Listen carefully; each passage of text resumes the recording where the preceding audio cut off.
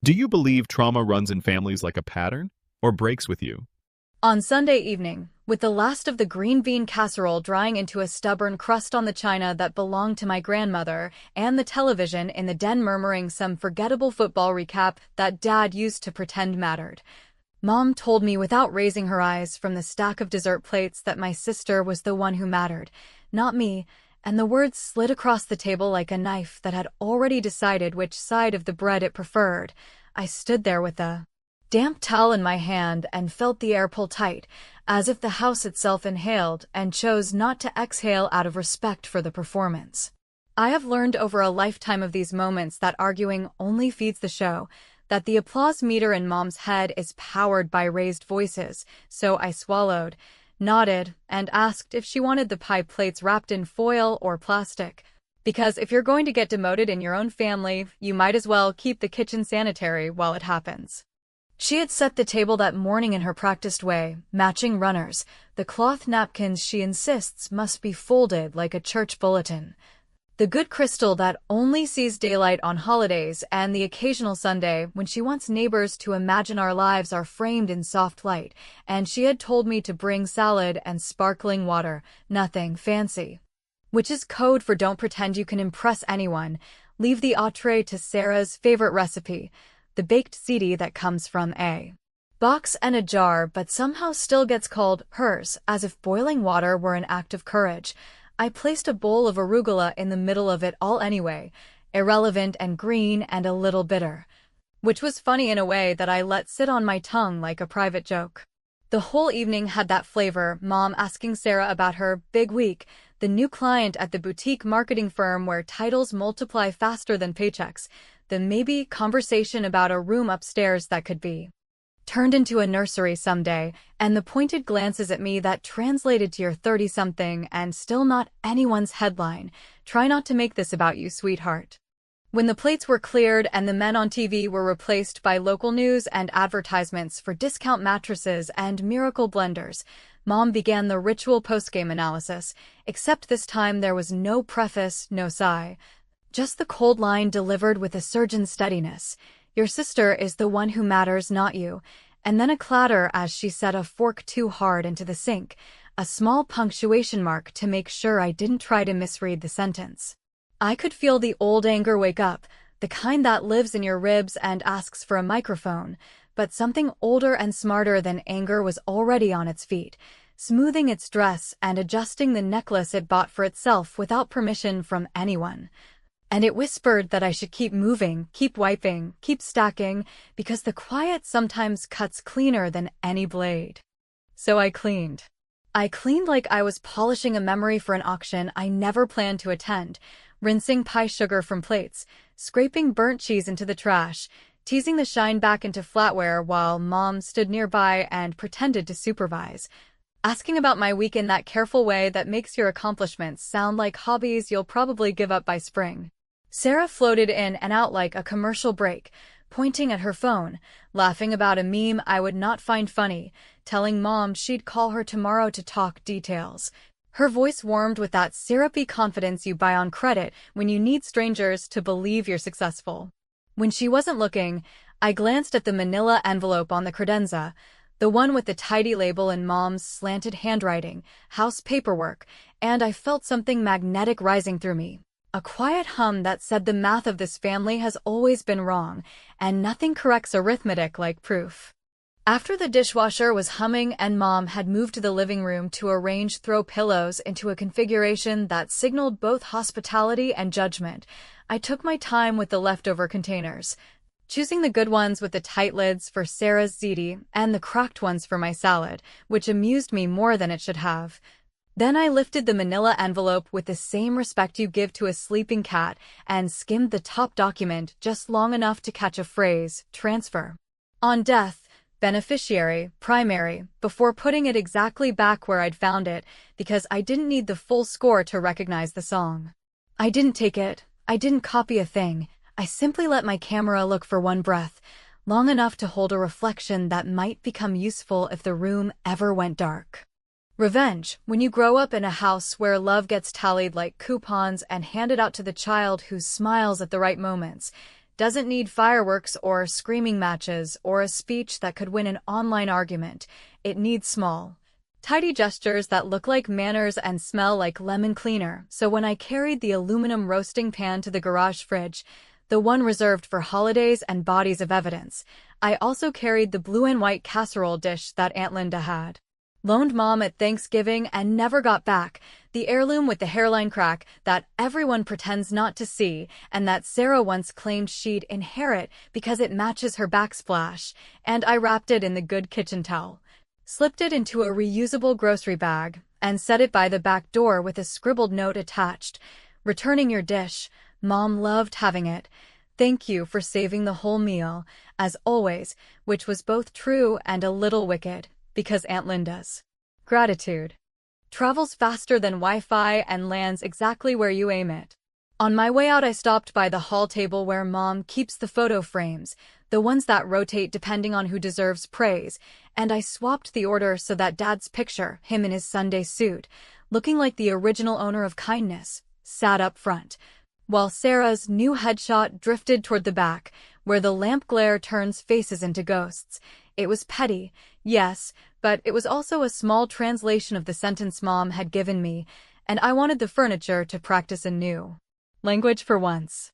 When I said goodnight, Mom hugged me in the stiff way she reserves for moments when she suspects I might be collecting evidence, told me to think about calling your sister tomorrow because she's anxious, and reminded me lightly, so she could deny it later, that family harmony depends on everyone knowing their lane, which in our house has always meant Sarah drives the parade and I sweep the confetti. I kissed her cheek anyway and thanked her for dinner, which made her blink because politeness always sounds suspicious coming from the side of the family that doesn't matter. In the car, with the cold steering wheel under my hands and the smell of garlic still clinging to my coat, I let myself laugh once, a low, private laugh that felt like a muscle finally releasing. Then I drove home through quiet neighborhoods where porch lights make everything look like a photograph of happiness and wondered how many women are out there carrying foil-covered plates and silent plans.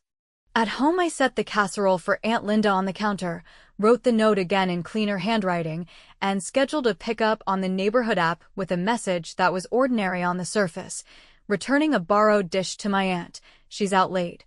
Please deliver on your way past Maple, but familiar to the people who read between lines, because in our town the line between a favor and a headline is thinner than a pie crust. I placed my phone on the charger, rinsed the smell of someone else's kitchen from my hands, and went to bed without checking emails, letting the dark arrange itself around me like a quilt stitched by someone who loved me when I was small. In the morning, the house was light and the coffee was decent and the world felt as if it might be something you could negotiate with, and then my phone buzzed with a message from Sarah that landed like a plate on a tile floor. Mom's upset and won't talk. Please call. I stared at Sarah's message long enough for the little dots to appear and disappear on my screen, as if she were thinking very hard about what else to say beyond "Mom's upset and won't talk, please call." And I let those dots collapse into nothing because if last night taught me anything, it was that silence, when selected with care and worn with posture, can deliver a more complete sentence than any speech I could give. So I poured coffee that tasted like the inside of a burnt walnut, opened the kitchen window to the kind of chilly morning that makes the neighborhood look like a real estate brochure, and told myself that I would call at a time of my choosing, not hers. While my mind kept replaying the way Mom's voice didn't even wobble when she ranked her children as if she were making a grocery list, and I was the item you only buy on sale. I typed back a neutral line, "At work for a bit. We'll check in later," even though work at that hour meant feeding the cat I do not have and revisiting the manila envelope I did not take, because I needed to decide whether the phrase "transfer on death, primary beneficiary" had been wishful thinking on my part or evidence of a plan already moving on wheels I could not see. And the not knowing sang through me the way a fluorescent light hums when no one else is in the office to hear it.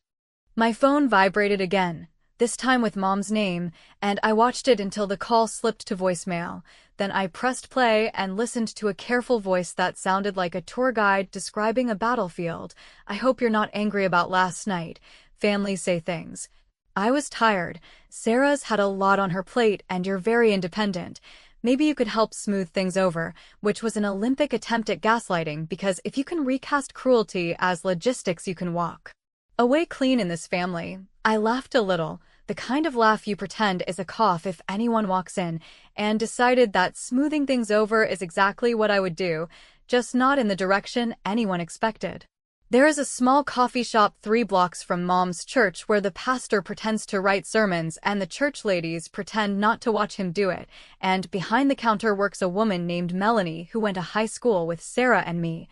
who now wears the soothing uniform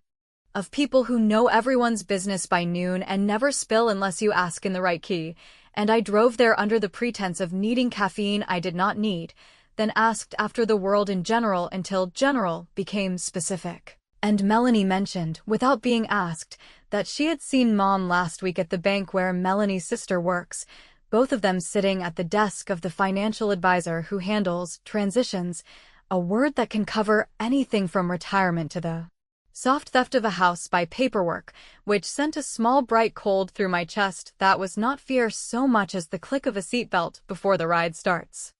I have always believed that the universe, when it wants you to pay attention, tosses out small clues disguised as errands, so after thanking Melanie in a way that telegraphed nothing, I drove to the county clerk's office under the excuse of paying the stupid fee for a dog license for a dog that exists only in my mother's passive-aggressive future plans for me. And I stood at the public terminal among contractors and 2 couples who looked like they were trying not to argue about fences, and I typed our family address as though it were a name I was confessing, and I watched a list of filings bloom like a rash, and there, fresh, patient, waiting, sat an appointment note for a mobile notary scheduled for Thursday afternoon, with the descriptor, TOD deed discussion, attendee, homeowner, daughter, which is a phrase that should describe both of us, but in practice almost always means one daughter only, and my stomach did the small flip it does when a roller coaster pauses at the top and gives you the courtesy of a view before it throws you down. I printed nothing, I took no photos this time. I simply stood there with my hands in my coat pockets and an expression I hoped read as mildly inconvenienced, and I thought about Dad. About how he used to whistle off-key in the garage while pretending the lawnmower was a race car, and about how the last honest map of this family had been folded and tucked into the pocket of a man who is not here to hold it up between us. And then I walked out into the pale light and decided that if the game was moving to paperwork, I would move the conversation to reputation, because in towns like ours, reputation files faster than any document. On the drive home, I called the church office and left a sparkling, generous message for the volunteer coordinator, a woman named Carol who once accused me of overachieving quietly, which is church lady for, we cannot monetize you. And I told Carol that I wanted to nominate Sarah, who is so talented and so in demand, to lead the branding for this year's fundraiser because she has a beautiful eye and a heart for service and a network of vendors who would surely donate their time once they saw our cause, and I said all of this with a sincerity that would have impressed a judge because none of it was technically untrue. It was just arranged in a way that required Sarah to either accept and deliver in full view of the town's most critical audience or decline, and explain why the golden child could not spare a few evenings to help the church that has been feeding her praise for years. Before Carol's gratitude had even cooled on the voicemail transcription, I sent Sarah a text that landed like a silk-wrapped kettlebell. Just put your name in for the church fundraiser branding. Such a perfect fit for you. They'll likely ask for a portfolio and client references. Hope that's okay. And I left my phone face down on the passenger seat because I did not need to see the fireworks to know they were beautiful.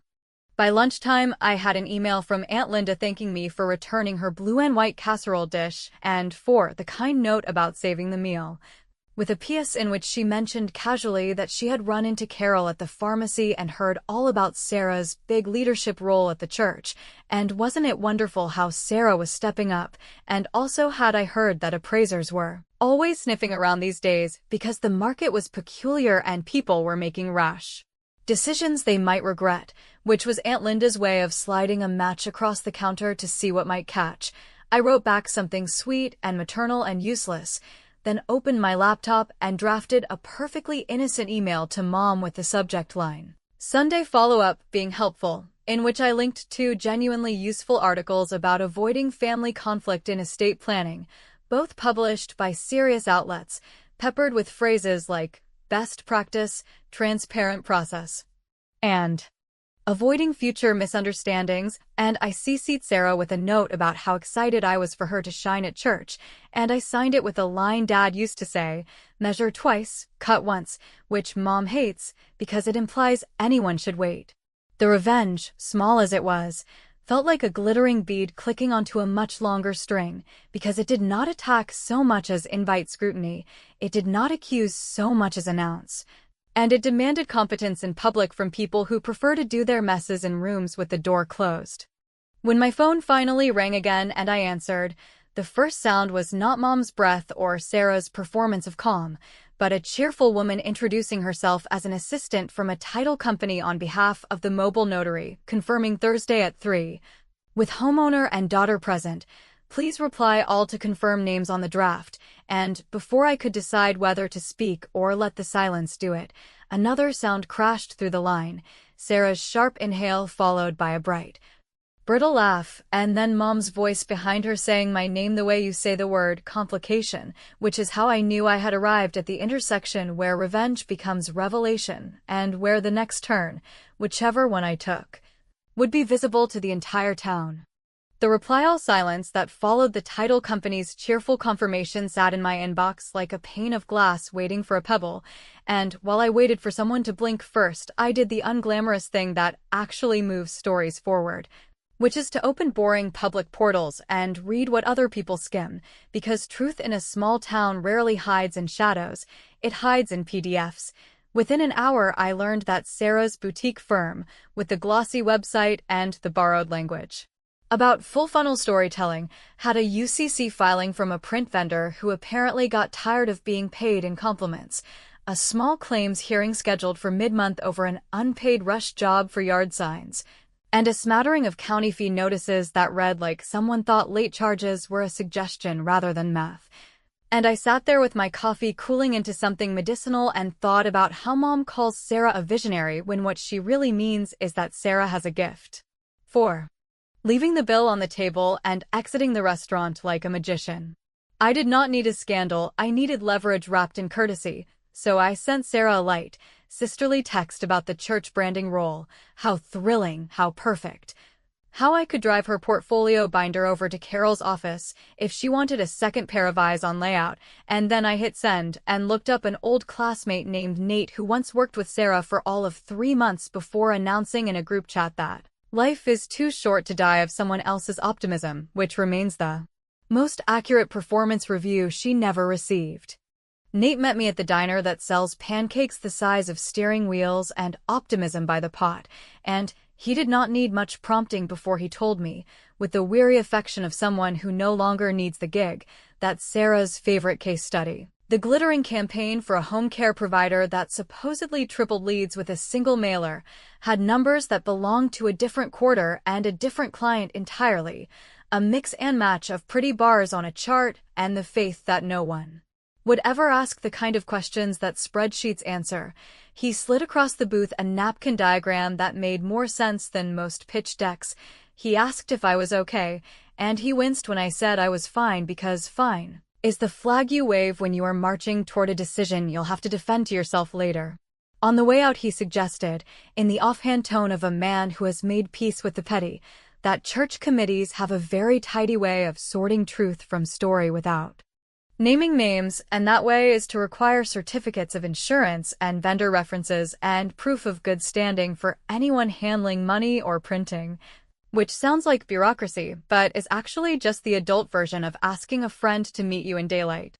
I drove home and wrote a warm email to Carol with the subject line, helpful checklist for vendor peace of mind, which contained a polished list borrowed from 3 reputable nonprofits and 1 very practical blog run by a grumpy printer in Ohio.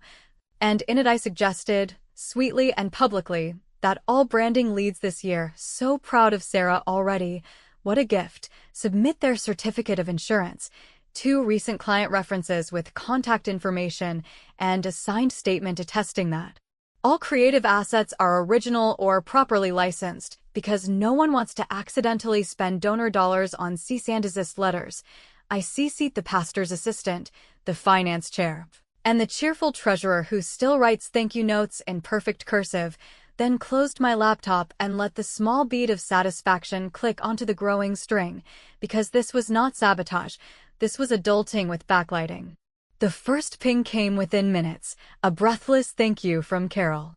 and a group reply promising to adopt the checklist immediately for professionalism, and I pictured Sarah reading that thread with the expression she saves for traffic cones and consequences, the one that says rules are for people who do not have charisma. Mom called while I was rinsing a coffee mug I'd already washed twice, and she launched into a monologue about how people in families should not drag strangers into private matters because strangers love drama and never understand context, which was elite irony given her lifelong subscription to public praise and private decisions, and I let her talk until she ran out of adjectives, then told her, in a steady voice I barely recognized as my own, that no one was being dragged anywhere, that transparency keeps everyone warm in winter, and that if a deed were so straightforward it could withstand a checklist written for a bake sale. She sniffed and reminded me that Sarah had a lot on her plate and that I had always been self-sufficient, which is a lovely way of saying we forgot to count you, and I said I would be at the house on Thursday at 3 because daughters who do not matter still know how to sign their names. She said nothing for a long time, then something soft, then something. That sounded like my name spoken to a stranger, and we hung up with the kind of politeness that makes teeth ache. By late afternoon, the church posted a fundraiser update on their socials with a line that made me laugh out loud. It thanked our branding lead, Sarah, who has already begun assembling a team of local vendors, sponsors, and printers. If you have worked with Sarah's firm, please message the church office with a reference or interest, and I shared it to the neighborhood board without comment, which is the social media equivalent of tapping a microphone and letting feedback do the singing. Within an hour, the comments began to lace together like the edges of a net, with heartfelt notes from clients who loved Sarah's energy and 2 quiet messages from people who simply wrote, "Please have the treasurer contact me," which told me that invoices have a way of finding their way to daylight when you hang a lantern high enough. I kept my phone face down until curiosity elbowed self-control out of the way, and when I swiped the screen awake I saw the email thread from the title company had finally budged, with a short crisp note from Mom to the assistant, confirm grantee as daughter Sarah, as discussed, followed by a legal draft attached as if to dare me to admit I can read, and below it a single question from the notary I had not anticipated. Will both daughters be present to witness, or should we arrange for a second witness, which is the kind of procedural sentence that can tilt a room if you open a window at the right angle. Revenge, on a day like that, did not look like fireworks or tears or the kind of speech people memorize for drama contests. It looked like a reply all sent with the patience of a woman who has wiped 1,000 plates and remembers where every hairline crack began. A reply that thanked the assistant for her diligence, confirmed my presence on Thursday, and asked, so kindly it could wear pearls, whether Mom's counsel had considered the implications of a transfer on death deed for tax basis and Medicaid lookback given that the property had appreciated significantly and that a retained life estate might accomplish her stated goals without disinheriting anyone or triggering unnecessary scrutiny, with a final line offering to bring Dad's old file of home improvement receipts, the ones that prove cost basis like a stack of receipts proves history, so that no one makes a mistake we will all have to carry. I hit send, closed my eyes, and listened to the quiet hum of a house that felt for the first time in a long time, like it might be on my side, and then the screen lit up with a text from a number I did not recognize that said, "We should talk before Thursday. I advised your mother last week, and what she thinks she's doing is not what is written," which was either a lifeline or a match, and either way demanded to be held. The text from the unknown number announcing itself as my mother's advisor did the strange thing that true opportunities do, which is to rearrange the furniture in your head so that doors you thought were painted on suddenly open with a click. And before the adrenaline could turn into a speech I would regret, I called back, introduced myself with the kind of even politeness that makes people show you their real faces, and listened as a man with courtroom diction and small-town patience explained that he had walked my mother through 3 options last week: a simple will with a clear residuary clause, a transfer on death deed that split the house equally between both daughters, and a revocable trust that preserved her control while avoiding probate. And that he had left her leaning toward the split because it matched what she called her husband's sense of fair, after which, he said carefully, someone managed to send a draft to the title company that removed my name and replaced a conversation with a decision, and while he could not accuse anyone on the phone of pressure, he did not like documents that edit families the way recipes get simplified by people who never do the cooking. The revenge I wanted was fireworks, but the revenge I chose was administration, so I thanked him, asked whether he would be available on Thursday. And with his quiet yes pocketed like a polished stone, I wrote the kind of reply all that is less a letter than a temperature drop, thanking the title assistant for her diligence, noting that counsel had recommended either an equal beneficiary designation or a trust, requesting that no document be executed without counsel present, and appending a 1-page checklist labeled Signing Best Practices for Elder Homeowners, which had the effect of sounding like a Pinterest board while being, in fact, a parachute packed by a professional. With that parachute drifting into their inboxes, I turned to the house of worship where my sister had just been anointed branding lead, and I did a very American thing, which is to introduce accountability in the form of cheer. So I sent Carol a follow-up note with a neatly formatted pre-launch milestones sheet that any good agency would welcome, a schedule for vendor calls, reference verification windows, and a dress rehearsal walkthrough of the donation funnel, while copying the treasurer and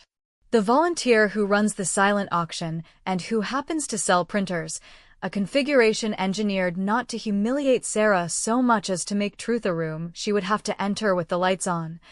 And when Carol replied with 3 exclamation points and a promise to post the milestones publicly by midweek, I poured myself a glass of water and watched the sun flash in it like a joke I was finally starting to get.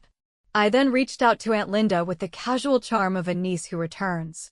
heirloom dishes and tells flattering stories, asked whether she might be available Thursday afternoon to drop by Mom's with those old photographs Dad loved because we were thinking of framing them in the hallway, and let her enthusiasm run toward 3 o'clock. Because nothing chills the climate of quiet coercion like the presence of an aunt who remembers your first haircut and the name of the neighbor who brought soup when your father died.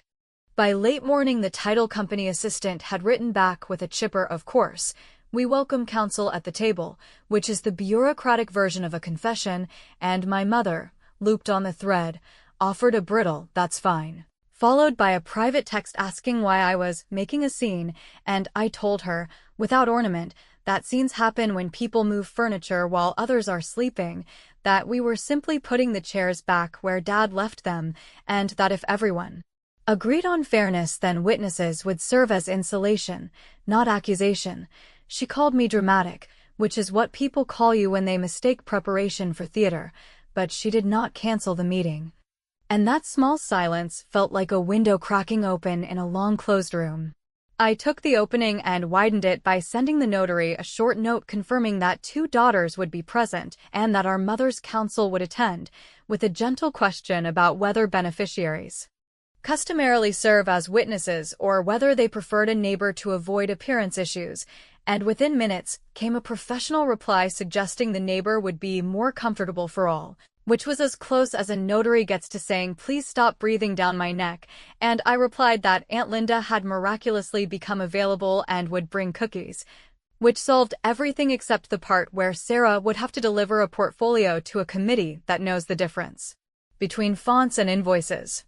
The afternoon's amuse-bouche was served by social media in the form of the church fundraiser post updated with my milestone checklist and a cheery call for references from clients who loved working with Sarah's firm, which I shared again without comment and which, like a road flare, drew exactly the traffic I expected, including a private message to me from a woman named Erin who runs the daycare where Sarah did a rebrand last spring, saying that she adored Sarah personally but had to pay the printer directly because the agency markup kept changing, and did the church want to avoid that confusion by paying vendors itself? I thanked her as if she had handed me a fresh battery for a flashlight and forwarded her willingness to the treasurer with a note about how lucky we all were to have such engaged partners, and I added a line about how, to simplify, the church could just request that all printing be billed to and paid by the church, with the branding lead recused from approving her own invoices, a sentence so obviously sensible it would read like slander only to someone allergic to receipts. Sarah, to her credit, did not erupt in public, but she did call me with a voice polished to a high, false shine to ask why I was overcomplicating a good deed, and I said that good deeds are never complicated by sunlight, they are complicated by shadows, and that if she wanted me off her back, she could always deliver her certificates and references early and enjoy the applause. She hung up with a pleasant thread about how Mom would remember who showed up, and I said I was counting on it. On Thursday, I arrived at the house with a stack of neatly clipped home improvement receipts that smelled faintly of the garage, where Dad once taught me the difference between a flathead and a Phillips and the larger difference between being right and being kind. And I set them on the coffee table next to a glass of water and a small plate of Aunt Linda's butter cookies that looked like a sitcom prop, and when the doorbell rang it delivered the notary with a professional smile, the title, assistant with a manila folder, my mother with a face like a locked cabinet, and 5 minutes later, the attorney whose text had started this chapter, whose presence changed the geometry of the room by introducing a witness who would write things down in ink. We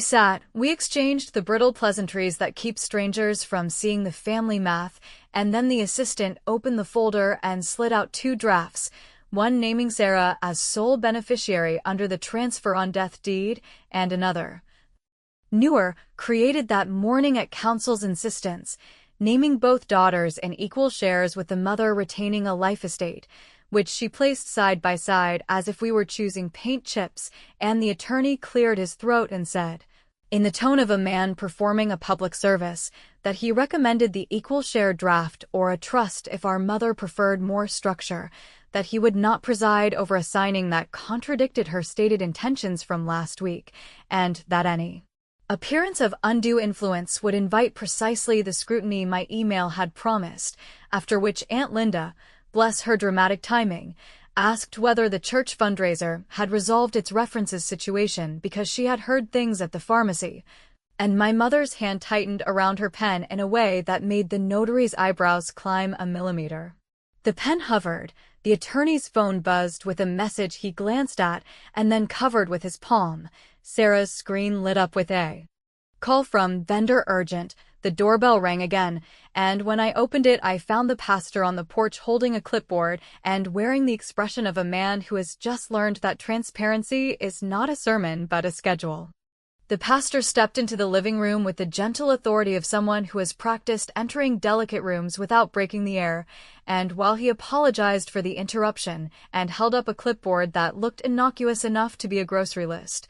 he explained that the fundraiser committee had adopted a new compliance step for all project leads who would be handling creative assets and vendor relationships, a single-page acknowledgement of the checklists I had sent with a bland requirement to attach certificates of insurance and 3 recent references, after which the treasurer would sign off and the board would release the initial budget. And as he spoke, I watched Sarah's throat tense the way it does when she wants to speak first and faster than anyone else. But the attorney's steady presence, the notary's pen poised like a metronome, and Aunt Linda's loud kindness gathered around the room like a chorus that would not let her solo, so she swallowed and nodded, and said she would email the documentation by that evening, a promise that had the same tentative wobble as a bridge you can cross only once. The attorney used the pause to place the 2 deed drafts side by side again, and he did it with an almost theatrical precision that made the choice feel as visible as a traffic light. The first document naming Sarah alone by the full legal name Mom uses when she is proud, and the second granting equal shares with a retained life estate, a configuration as old as fairness and as dull as a good lock. After which he explained in a tone without pity that signing the first draft would likely raise Questions if the public record began to show patterns of preferential arrangements accompanied by unresolved vendor complaints and hurried banking appointments, whereas the second draft or a trust would look like a mother being careful and a family behaving like adults, and while he never said the word influence, the air made room for it anyway. My mother, who has always believed that decisions sound firmer when delivered from a standing position, rose slowly with the pen gripped as if it might sting. And she looked at me with an expression that I had not seen since the day the hospice nurse folded the blanket over my father's knees and told us that hearing is the last sense to go. A look that wondered whether kindness and truth might be the same thing for 5 consecutive minutes if we tried hard enough, and in that look I saw the entire weather pattern of our house blow past birthday parties where Sarah's name was threaded into the frosting in a script that looked expensive, school plays where I found my own clapping more interesting than the applause, kitchen tables where reports and receipts and holiday plans were stacked into piles labeled later and for Sarah, and I felt something loosen that was not forgiveness yet, but was perhaps an unfastening of the chain that kept forgiveness locked in the basement. The notary cleared her throat with the professional cough of a woman who has timed thousands of signatures to the second hand on a wall clock. The pastor shifted his clipboard and murmured that he could wait on the porch if that would help, and Aunt Linda, who has never once missed her cue in a family scene, produced a handkerchief as if she were offering my mother a password into a different kind of adulthood. So Mom took the second draft, the one that did not erase anyone, and for a moment it looked like we might climb out of the well with both hands still attached. Then Sarah's phone, face down on the arm of the sofa, vibrated with a persistence that belonged more to smoke alarms than to ordinary notifications. And in the nervous instinct that makes even practiced liars answer urgent calls in front of witnesses, she picked it up, glanced at the screen, and exhaled a single word that sounded like an admission without nouns. After which she turned the screen to my mother so that the sender's name, vendor urgent, filled the space between them with something harder than a scolding, and while I could not read the message from across the room, I did not need to, because everything important announced itself in the way my mother's jaw set and in the quick, apologetic look she gave the pastor. The look people give when they realize that prayer is not going to fix the calendar. The attorney, to his credit, did not crow or shake his head. He simply pointed to the second draft again and said that sometimes documents rescue people from stories they are not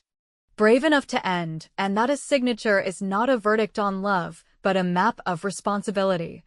Which is how my mother found herself writing her full name in a practiced cursive on the deed that kept both daughters in the frame and her in the house she polishes like a greenhouse pane,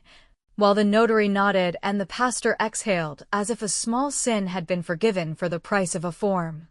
Revenge, in that bright second, felt less like the firework I had promised myself and more like the satisfying click of a well-made latch. And I realized that what I had wanted all along was not an explosion that left everyone deaf, but a set of rules that would deny anyone the satisfaction of claiming my silence as consent.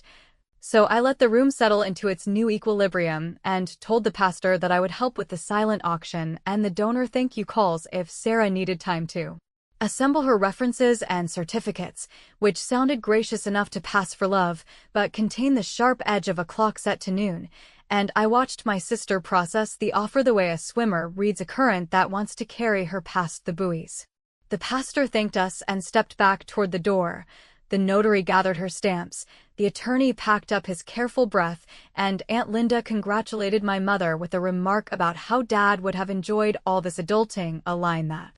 made Mom's mouth tighten with something like grief, after which the room fell into a quiet that was not hostile so much as unsorted, a basket of laundry no one wanted to fold in front of company. When they had all gone except Sarah, who lingered with the clipboard acknowledgement and signed as if it might yet learn to write itself, my mother sat down heavily and asked, in a voice that pretended not to tremble, whether I felt proud now that I had won. A word that tasted like a dare, and I told her that pride was a cheap trophy for a game nobody asked me to play, that what I felt was a kind of exhausted relief, and that if she needed to call it victory to make peace with the afternoon I Would not argue, after which I added, because the truth sometimes refuses to be quiet, that love should not have a math problem attached, but if someone insists on arithmetic, then all I ever wanted was to make sure the numbers added up in daylight. Sarah finally signed the church acknowledgement with a marker stroke that looked more like a threat than a signature, said she would send the paperwork that evening, and left with the stiffness of a guest who cannot remember where she parked the car, while my mother stared at the deed and then at me and then at the family photos on the hall table that I had rearranged on Sunday, and she asked a question that did not come out as a question at all. Does any of this change what you think of me? Which I could have answered with 1,000 essays and still failed to satisfy. I gathered the receipts, rinsed 2 unused teacups, and stood by the sink long enough to remember the way Dad used to whistle, as if the notes could keep the house in tune. Then I told her that people are not single chapters, that we contain whole volumes, and that today felt like a paragraph where we stopped pretending we were reading the same page when we were not, and that on Sunday night she told me Sarah was the one who mattered while I wiped plates and made a polite plan, and today the plan mattered long enough to make room for 2 names on a line that does not care about birthdays or tone of voice, and that maybe next Sunday the conversation would move somewhere we could stand without bracing. She nodded, or she blinked, or she did both at once, and before I could collect anything more than my coat, she asked whether I would come for dinner next week. Just the 3 of us, no football, no casserole, no announcements. And I said that I would think about it, because it is possible to love someone and still leave a question mark where the calendar goes. Then I stepped out into the afternoon that did not yet know whether it would rain, checked my phone to see if the church had posted another update, and saw only a blank where a message from Sarah should have been a thin, humming silence that promised either an apology or an escalation, which is to say that by the next Sunday we would all discover, in some inconvenient way, who mattered when no one was watching.